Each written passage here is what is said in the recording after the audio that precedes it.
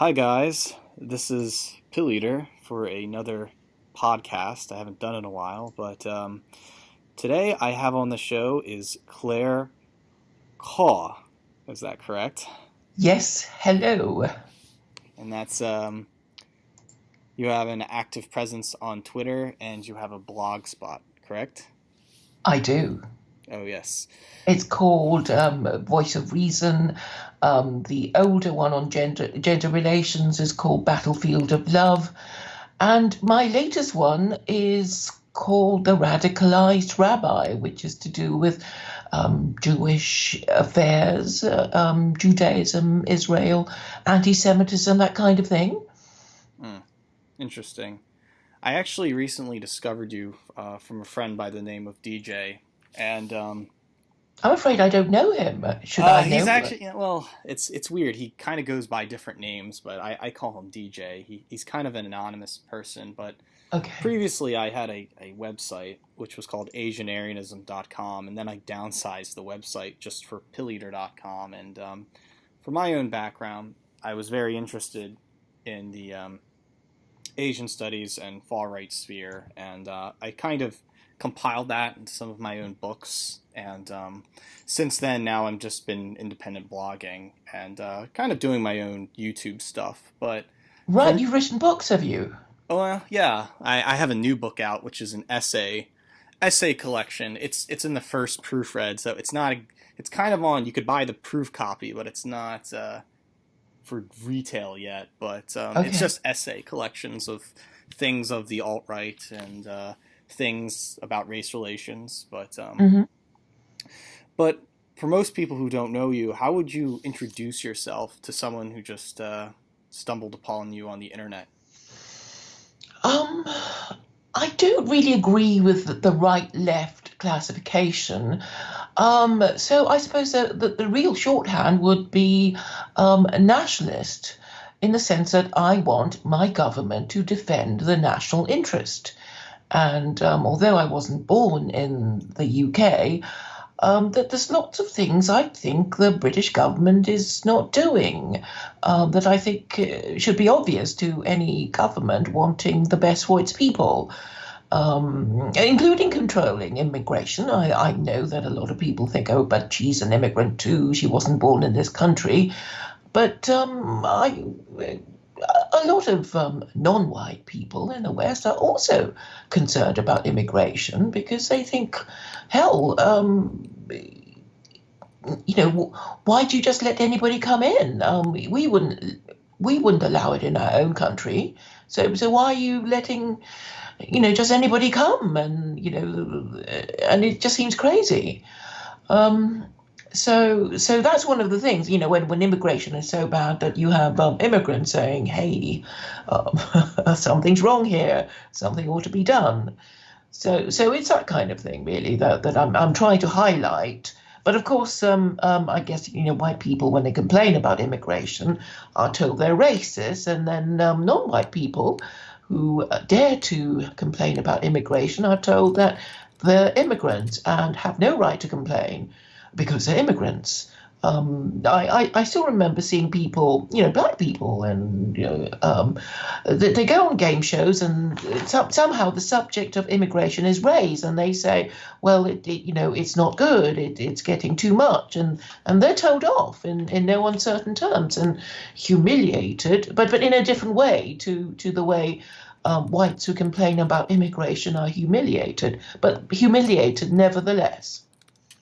Yeah, I mean, in the American scene, it's been pretty much the alt right, and the nationalist scene has been kind of growing in America, and there's been more right wing that's becoming more, changing the overtone window. And right now, there's been some problems with the kind of alt right sphere here.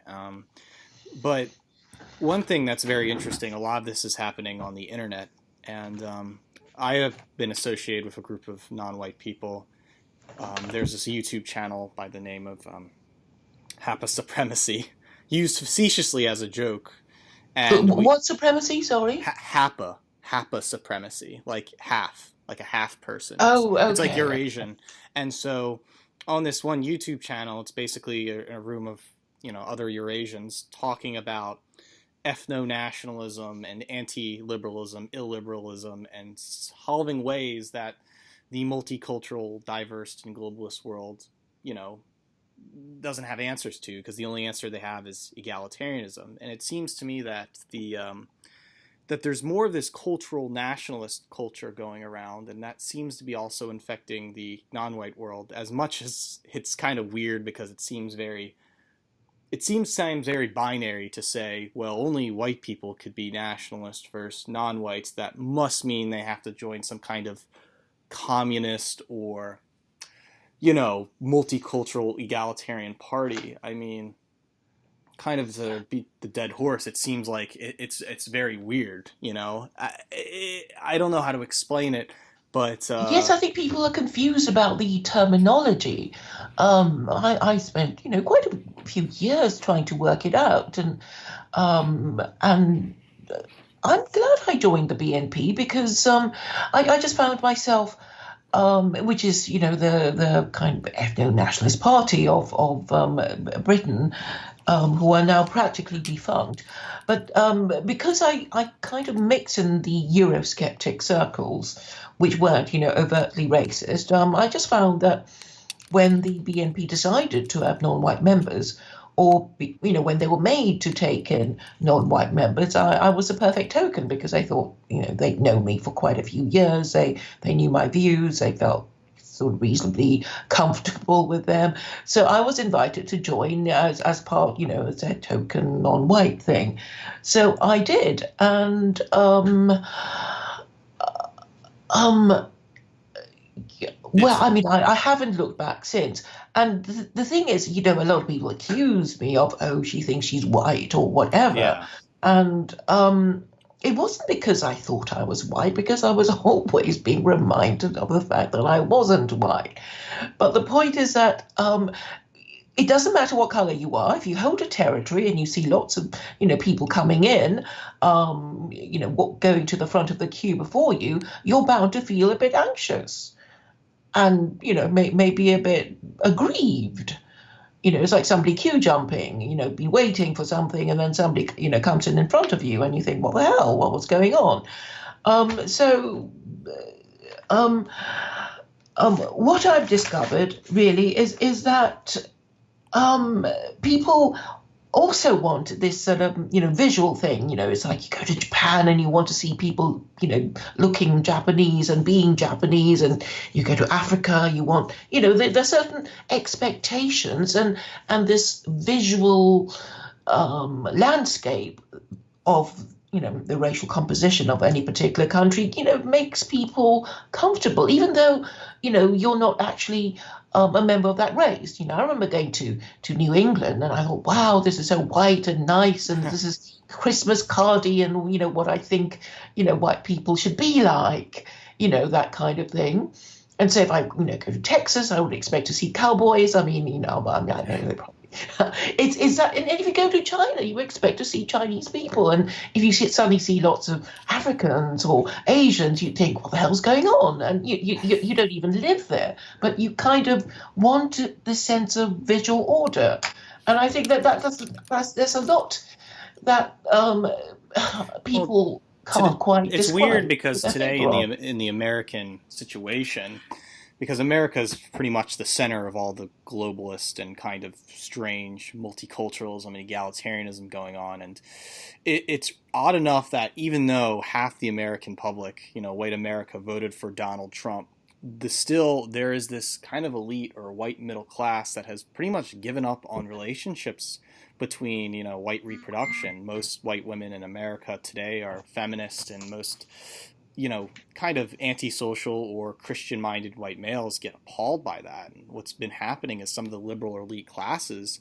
there's actually been this strong bicultural or Eurasian elite happening, where more white men are getting with Asian female, and there is actually to some degree Asian male and white female, and there's been this millennial generation of Eurasian children now that is just, it's odd, because as much as America likes to project in the media and show a black man with a white woman, or a mulatto child. It's really that's less that's happening, and it seems It's that a kind of racism, you know. I mean, what you've described is not new at all because before I came to this country, I remember reading the Lonely Heart section of national newspapers, and there were lots of Western men advertising for Oriental wives. So um, I think it's a kind of racial stereotyping thing. It's like, you know, all these Oriental women think these Western men are so liberal and so wealthy, and all these Western men think Oriental wives are so submissive yes, and so good in the kitchen and whatever. And, you know, even though and I think it is a kind of racism because you fix yourself on this racial stereotype and then you don't make any more inquiries and you don't think of, you know, the fact that not everyone will be like that and there will be a few outliers who, you know, aren't going to conform to your expectations and you should really, you know, get to know them a bit better before marrying them. Um, I remember this Englishman who I was talking to, and he said, "Oh, you're very lucky. You're that I can even turn my back towards you because my Thai wife, you wouldn't believe it. She tried to stab me when I was in bed, and." And he said, I can't get any of my friends to believe me because in front of them she would be as sweet as pie and they're being so oriental and so submissive and so polite and so deferential. So I was never believed, but really she was a monster the moment, you know, I was alone with her. You know, it's that kind of thing, I guess. And oh yes, and I know a Chinese woman who said, when I married a white man, I thought he'd be wealthy, but he's you know a mean so and so, and perhaps I should have married a Chinese man because now I know they're much wealthier than yeah, yeah. Western men. You know, it's that kind of thing, I guess. Now, because you have activity in the BNP, what do you know or have any friendship with such figures as Richard Edmonds or Adrian Davies? I have met them over the years from time to time. I mean, I know where they are on Facebook. Um, they're a bit funny with me. You know, sometimes they're friendly and buy me a drink, and then other times, so I can't really tell. It depends on the mood or the group they're in. I don't know, but I would say um, I'm on reasonably good terms with all of them. I like to think I'm the sort of Clapham Junction of British nationalism because, well, the thing is, I make a point of keeping in touch with people and staying on good terms with them, and you know, and just to keep abreast of developments. So, From what I that's me. understand, I mean, I don't know much about the BNP activity, but it's pretty diverse, and there's a lot of splits that go about, and relationships. But accordingly, from what I've understood, is one BNP figure that I particularly followed was Jonathan Bowden, who then separated from the BNP to do his own thing. He called it the London Forum, which Jez Yes, Turner is a part of. Have yes, you I have attend? met him Have a few times. What is your opinion on Jez Turner in the London Forum compared to the BNP? Um, well, Jez Turner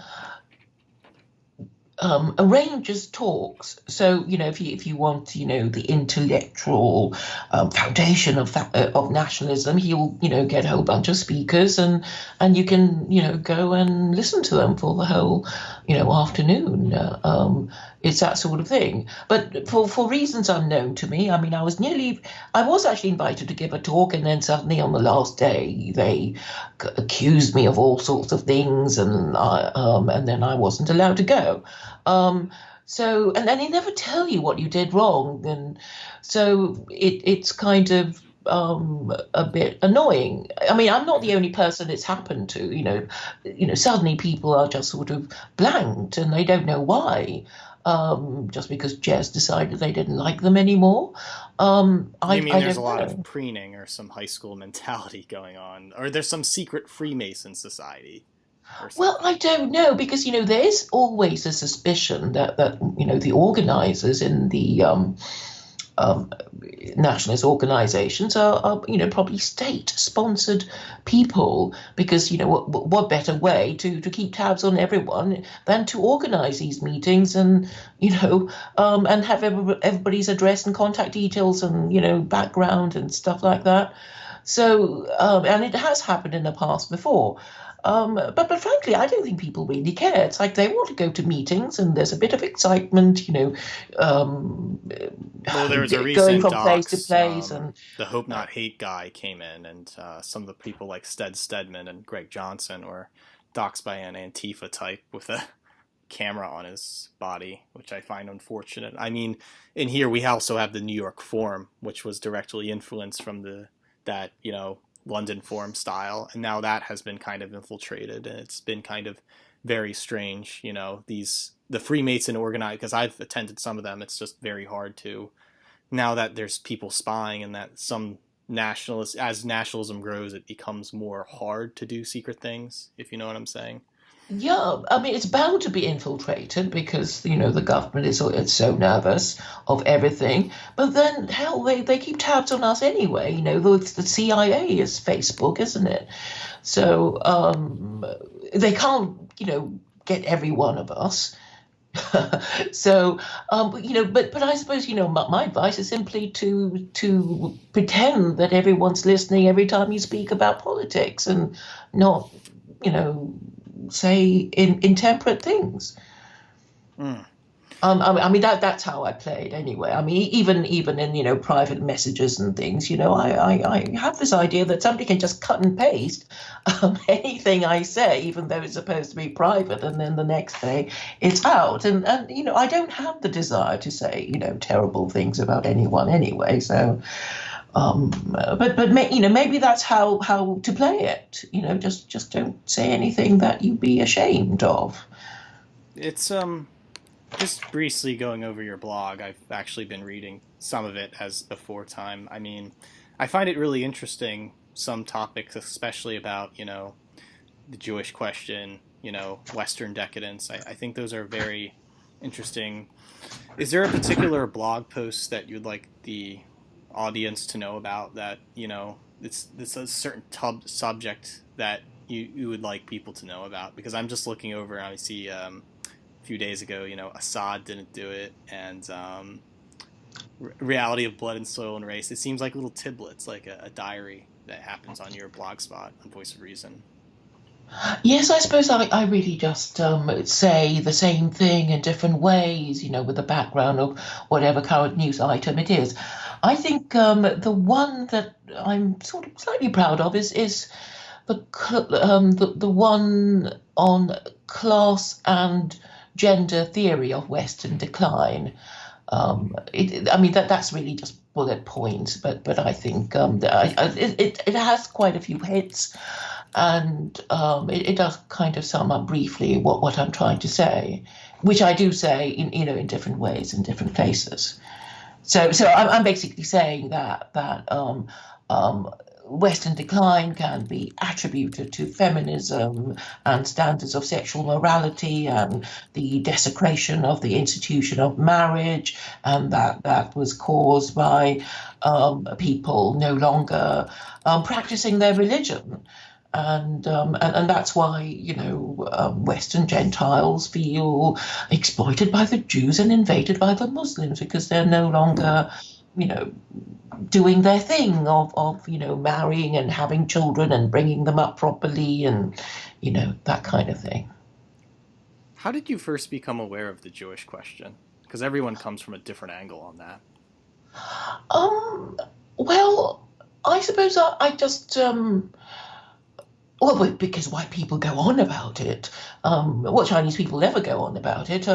In fact, I remember my relations. I mean, a few of them, came to England to study, and then I found that a lot of them had sort of quite Jewish turns of phrases, and so I asked my aunt why she spoke like that, and she said, "Oh yeah, at the time when I was in London, and my mother was in London, English people were very snooty and very racist, and they wouldn't, dream of mixing with these foreign students. But the Jewish people were rather friendlier. So that was how. I mean, that was a contact of Chinese people from Malaysia would have as overseas students in Britain with Jewish people. So, but obviously, taking an interest in nationalism here, I mean, I'm just sort of aware that people have a problem with Jews, and for ages I couldn't work it out. I have Jewish friends who say, "Oh, you don't know anything about it, do you? You think we look like other white people, and you think we're all the same, but no, not really, and they hate us, and and stop us from doing all kinds of things." I mean, that was before, and so because I'm thinking, obviously I have to examine the question of race, and I often wondered to myself whether people really, if groups can certainly be racially superior or racially inferior, or is it just a cultural thing? I came to the conclusion that white people, appear to be racially supreme just because they have all the military hardware that allows them to have military supremacy. And it wasn't until I studied Judaism a bit more that I realized, hey, these Jews have been around for, since the time of the pharaohs, and they're still around. And, but the empires that used to persecute them no longer exist. So, you can say, it's because the Jews as a race or because of their religion. But I think it's obviously because of their religion that keeps them as a group going strong. Because, when you think about it, they were kicked out of Israel by the Romans, and they didn't have a country to be nationalistic in. And then, 2,000 years later, they somehow managed to get back into Israel, which, whether you like them or not, it's a huge achievement when you think about it. When, most people would just assimilate away and then they'd just be part of the local population. And the other interesting thing was, it's like, it's such a hard religion to keep up. So, if they do the work, I guess maybe they deserve the merit of it, because it's like, it's the Sabbath and Passover and, all this sort of thing. It's a lot of work. And obviously, if you want to do all these things, as an observant Jew, you can't really do it without a wife to do all the cooking and stuff, Yeah. Interesting. No, that's a lot to think about. That's it. Because, for me, it was kind of observation, kind of double standards, and Kevin MacDonald's work on the culture of critique, and just being curious about why people, or there's been hostility towards Jews, and it makes sense through, I would say, race realism. But that's interesting because it seems there's always been this divide in the far right, whether that this should be 100% focusing on the Jewish question, or just the Jewish question's over there and focus on white people being uplifted, or some advocacy for self-determination and nationalism, and then go through there. Seems to be that kind of divide. There's, because I've met white nationalists before who say, well, Jews are behind everything that's bad, and they use it as the scapegoat, compared to some who are just more like, well, yeah, we could say Jews are bad, but then again, a lot of white people make bad decisions by making deals and assuming a globalized or liberal world. Would you say this is more problematic because of one group of people, or something European people have done, such as advanced progressive Christianity, liberalism, and some of the reactionaries argue that, but... Well, I think, it's to do with your religion and your political system and who's allowed to vote. It's those three things. If you haven't got a religion, then all your laws or if you haven't got the right religion, then all your laws will be wrong, and and because you're, and I think the most important thing for any society, not just white people, is the continuation of their race, whatever race they happen to be. And if you don't support marriage, then it means that the next generation will be badly parented or singly parented and, sexually abused in some care home, and they'll be damaged adults and will become, in turn, child sexual abusers. And then, of course, it just creates lots of social problems. And then, of course, they will be unemployable. And then, if you don't have enough children, there won't be enough people to do the work that you need done. And that's why Britain had invited all these Commonwealth citizens to come and fill in, all these vacancies that arose because of the war and the casualties of war, and so and then of course when people complained, they just ignored it. Mm. Because they just didn't know what to do, and so they just ignored the problem. I mean, I know people have done that. Of course, I have done it too myself. And now they can't say they were wrong.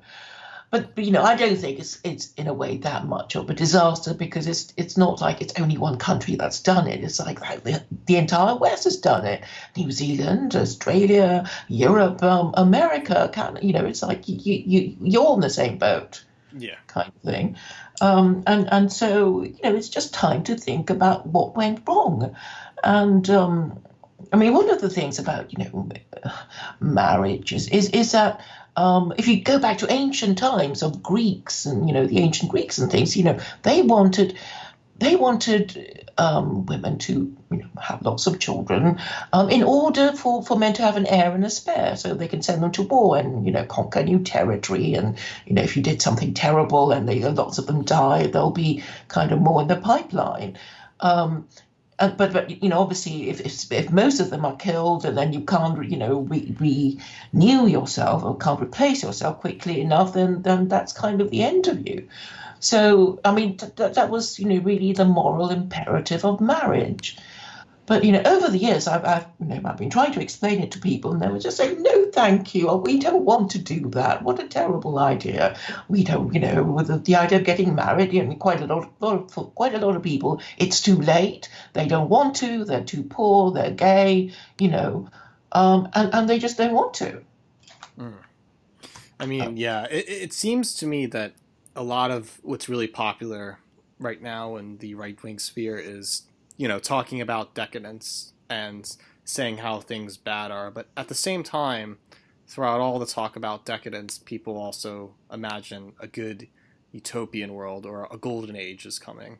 I mean, what? How do you personally see what would be a good society and the end of decadence, and what would be this imagined utopian world through nationalism or ethno-nationalism? Um, well, this is a question I often ask ethno-nationalists. I've asked them, okay, just assume that you've kicked everyone out. You've kicked out all the Jews. You've kicked out all the non-whites. What kind of government are you going to have? Which religion will you impose on your fellow white people? And they won't talk to me. So I don't know. I don't think they do know, because most nationalists are atheists anyway. And obviously they don't believe in Christianity, and they can't, and of course they can't do Judaism because it's far too hard for them. And Islam is the religion they hate and feel most threatened by.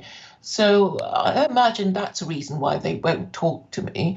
But it's a question that must be answered in order for you guys to draw a line under the mistakes of the past.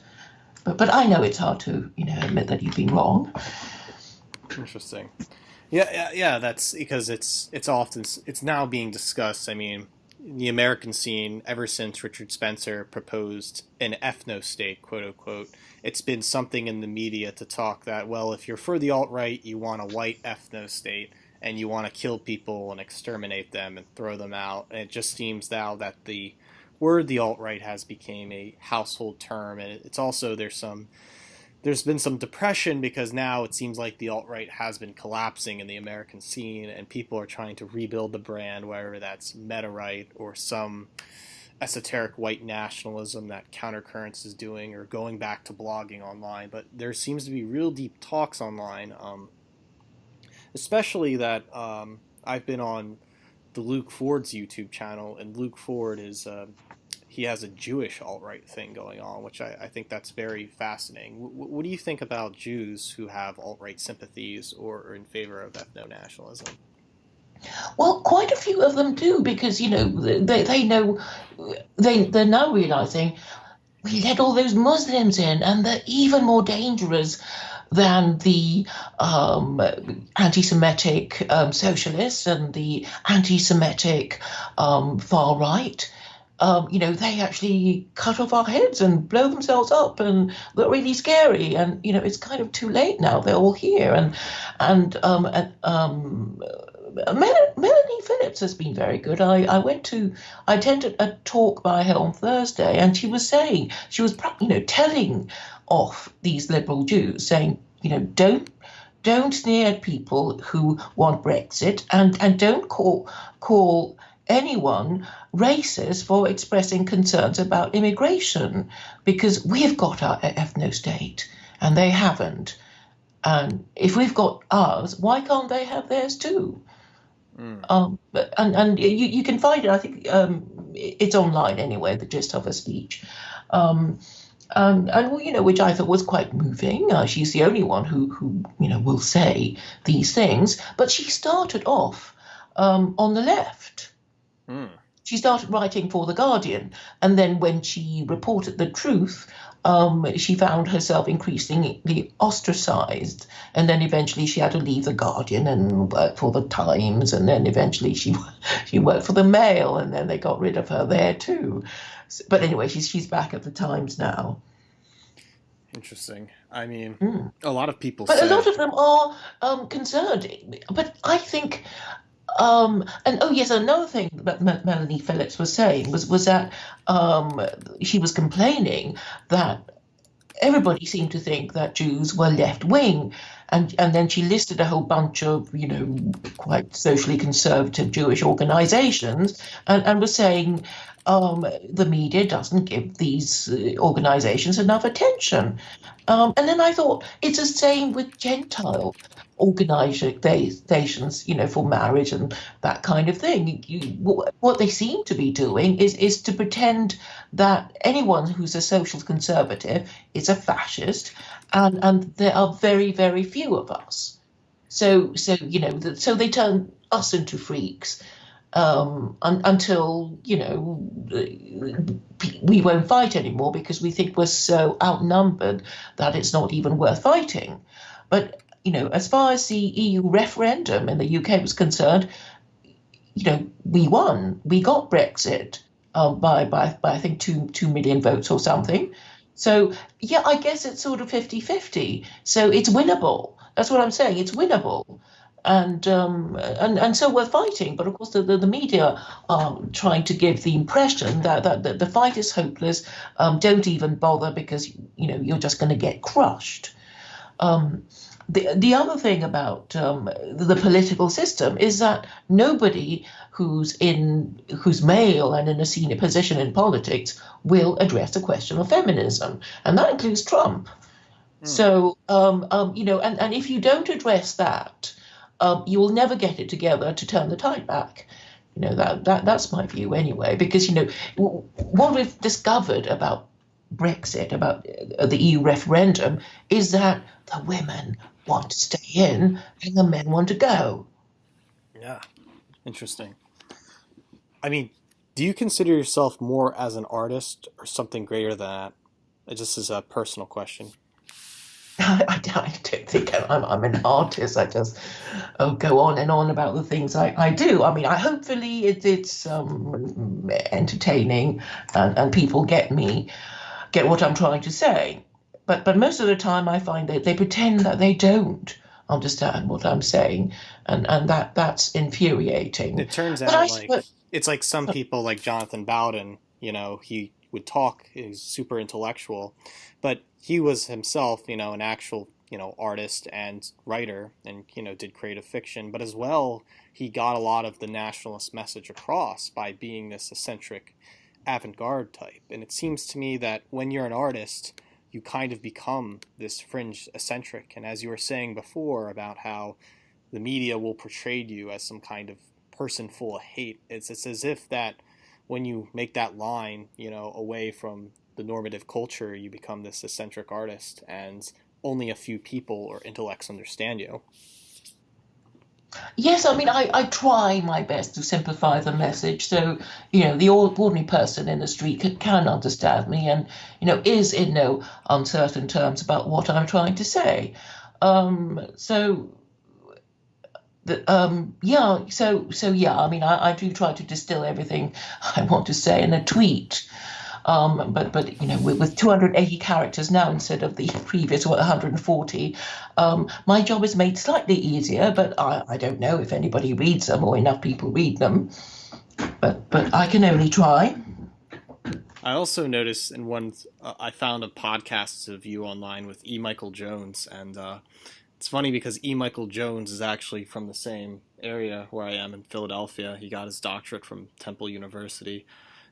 Have you met him before, or was that just conversations over the phone or the internet? It was just a Skype conversation. It was my very first Skype conversation when I decided to do that, and he answered, and he was prepared to speak, and I was so happy, and yeah, so yeah, my first two YouTube videos was with him. I mean, I had heard of him before anyway, so He and I writes a knew. lot about the Jewish question, as other than Kevin McDonald, he does a really in-depth understanding of that. Which I'll be the fact I have to read more some of his work because I just been discovering him, and I I didn't know how much of his work deals with in-depth Judeo-Christian history. You know. I mean, I first heard of E. Michael Jones from Simon Shepherd. Have you heard of Simon Oh yeah, Shepherd? I've been actually been a fan of Simon Shepherd since I was 14. I used to follow Oh, his wow. heretical website where he would just go on because he was also a music producer as well, and Mm, I knew him from those his production and his blogging.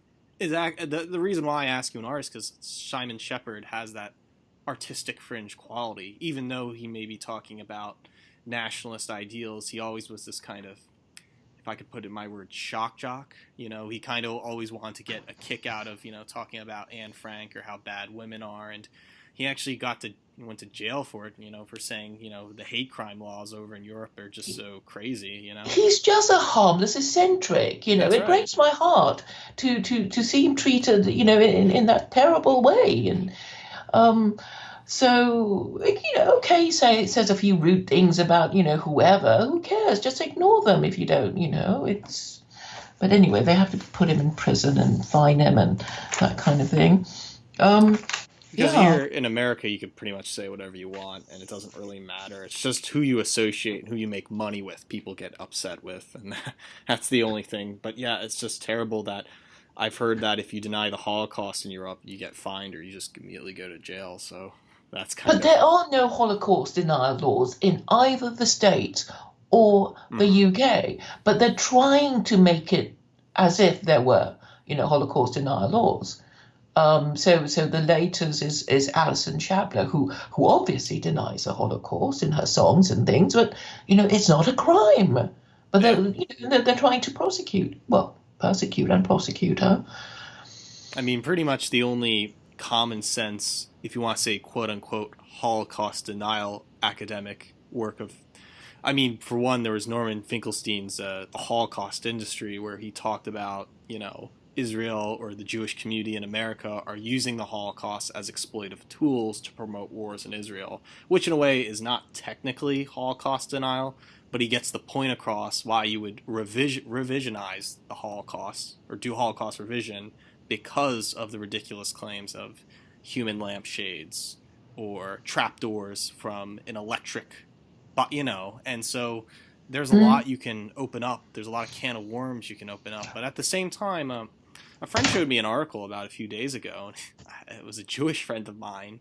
I think it was from Hmm. USA Today, and the article was most millennials are forgetting about the Holocaust, and it's like I wonder, and that's why I think to myself, well, maybe the Holocaust was more in within the baby boomer generation, and it seems to be more of a paradigm thing, and so much of who's Jewish and who's not. Yeah, I mean, it's crazy to have this law in the Free West because it's actually thought crime, you know? It's like, well, what number is Holocaust denial? You can say 6 million, can you say 5 million? And what number becomes Holocaust denial? But nobody will tell you. And also, Jewish politicians have wandered into that territory, like Benjamin Netanyahu, and most interestingly, an ultra-Orthodox rabbi called Rabbi Yosef Mizrahi, and he was accused of Holocaust denial simply because he said Hitler considered Jews anyone with just one Jewish grandparent, but actually, the Orthodox Jew only considers you a Jew if your mother was a Jewess.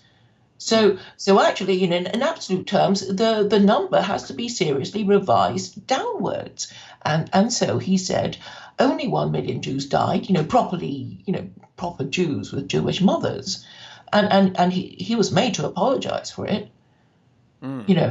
So even Jews get into trouble over these things because the definition of Holocaust denial is so wide. I see. Yeah, I And mean, as and libertarianism grows, it seems to me that people will go. It seems like things were more back then. People didn't have really the internet. It was just radio or TV and newspaper, and people were just told one big truth. And now it seems to me that there's many truths to many different things. Like, if you have more rival groups, not just Jews, but like say Muslims, and they want to talk about jihad all the time, then they really don't care about Jewish interest. In fact, there are a lot of Muslims that want to bomb Israel, which is quite contradictory to the whole Judeo-Christian globalized paradigm. well, it doesn't make any sense. And of course, it is actually the Muslims who are um, most unashamed about Holocaust denial because I've been to a few Muslim, talks and things, and they say, "Oh, I'm a Holocaust denier," quite proudly. Um, so, and I actually don't think it even helps the Jews because obviously, if people can't even talk about the numbers and it's not a settled question because obviously there's still wars and terrorism over it, then obviously historians are itching to discuss it, and if they find themselves losing their jobs because they said the wrong thing, like David Irving, then more and more people are going to think there's a Jewish conspiracy. Mm-hmm. And why are they given all these privileges? I mean, well, why can't historians, talk about it? And and of course, it's all to do with. Um, I think the Jews have this idea that if they've suffered enough, if God thinks they've suffered enough, then they can go back, Mm, and so they want to big up the numbers. I see. Interesting. And it gives them sort of more legitimacy. But the question occurs to me that how would you know what the numbers are? Because even if you count them carefully, the and I don't see how you can count them carefully. Records can be misplaced and wrongly taken and all sorts of things, and it just seems terribly suspicious that nobody's allowed to discuss the numbers, or whether Hitler really intended to do it, or all sorts of things. I think it's bad for them too, and it's a bit, if I were a Jew, I'd say let them deny the Holocaust. Yeah, I mean, I mean, that's a big topic to discuss about on the whole Holocaust issue. But Hmm. we're getting close to the end of the podcast. But I thought to wrap things up, is there any particular where I mean, what are your future plans? What do you continue doing on more blogging, any public speaking events, or doing YouTube? What do you have in mind for the future? I the thing is, I don't think the media are, however well I perform, they're not going to invite me on because they don't want to give me a platform, and it really is as simple as that. So in the meantime, all I can hope for is that I'm invited to more shows like yours, and get my message across that way. Interesting. I mean, for me, it's more like I've been doing this for at least about a year and a half now. I think about 16 months. And I started on a podcast with Stark Truth Radio. And do you remember? It's funny your blog's name, Voice of Reason. Do you remember a broadcast station called Voice of Reason Radio Network or Reason Radio Network? This was like around No. 2011. Okay, that basically a lot of there was some BNP activity. I think the website is actually the old website, Voice of Reason, or no, it's Reason Radio Network. That's an old. It was an old channel that would have nationalist podcasts on it, and then Robert Stark was one of them. He made his own channel called Stark Truth Radio, and Greg Johnson did Countercurrents, and most of the people now just split it up. But since then, I did Stark Truth for a bit, and we've got some, on and off nationalists on the show. And now that I'm doing my own, I only have my YouTube channel. So I used to have a SoundCloud, but they got me off SoundCloud. They kicked me from SoundCloud. So now I just have, yeah, that's the thing about platforms is you got to be careful. And now I'm just forced to Did use you YouTube. say anything really bad for them to kick you out? It was more like they said it was sexual imagery, but I doubt it because I was having some national, politically incorrect people on the SoundCloud show, and it's like I don't think it was sexual imagery at all. It was just a lame excuse, Mhm. and so I just uploaded everything on YouTube, and I said whatever. But Mhm. yeah, it's really hard to get platforms today, and you really just it's hard to to get people, and people have to circulate these ideals and get them out there. I mean, I guess for a I lot. don't think the alt-right help each other much. You just have. I mean, one of the things was that I thought was quite interesting recently was this white Sharia idea, but then you got the mainstream alt-right saying, "No, we're not going to talk about that." Well, that was So, kind of that was so weird because there was a meme before that called "White Girls Are Magic," and it was this ideal of or the Aryan girl in the wheat field, as there was a satirical joke that there was this unnatural obsession with the beauty of white women or something like that, and then all of a sudden, yeah, the alt right then snapped against white women and said they're bad, they're feminists, and in some part, the MGTOW and the manosphere and the whole red pill community agrees with those terms. And as I began this podcast, I said, there are a lot of white men that don't trust their white female counterpart, and will end up going with Asian girls or some other non-white girl, mostly Asian. It's hardly you'll ever see a guy with a black girl into this, but mhm. again, there is this kind of, I would say, biracial ethno-nationalism happening. There just isn't words and meanings to describe it, and that's what I usually, blog about and talk about. And Mhm. people think it's, oh, you must be trolling, right? They say you must be trolling. No, I'm actually sincere that if ethno-nationalism was to happen, as you were saying, do you kick everyone out, or does everyone have a quote unquote safe space for people who are, half white, half Asian? Then there's a white part, an Asian part, and then you have this kind of, I guess, human biodiversity thing that's after liberalism, because it's not egalitarianism.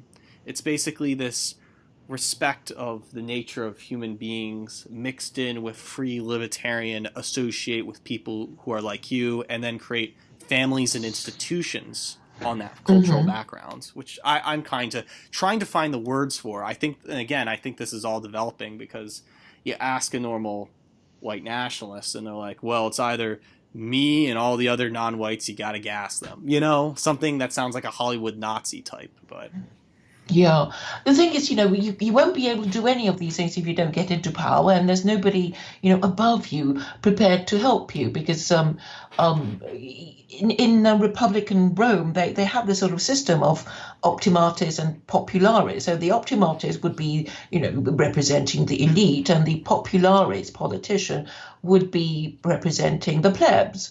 Um, And this was probably because they knew that if you were a pleb and tried to represent yourself, you'd be laughed out of the Senate, and because of your accent and your low education and whatever. So um, that's probably one of the reasons why it can't take off, because there's so few people, who give themselves a credible, um, bring credit to the movement. I mean, apart from Richard Spencer, who's very handsome and very charming, but there's only one of him. Hmm. So Yeah, yeah, it's very difficult.